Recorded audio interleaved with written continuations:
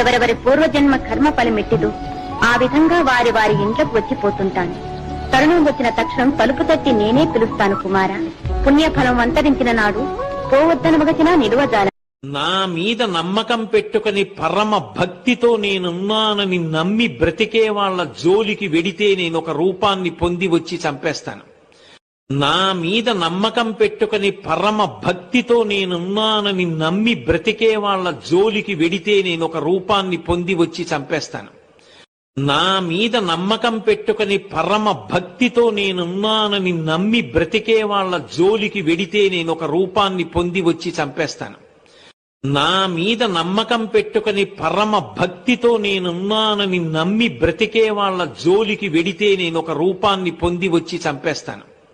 నా మీద నమ్మకం పెట్టుకుని పరమ భక్తితో నేనున్నానని నమ్మి బ్రతికే వాళ్ల జోలికి వెడితే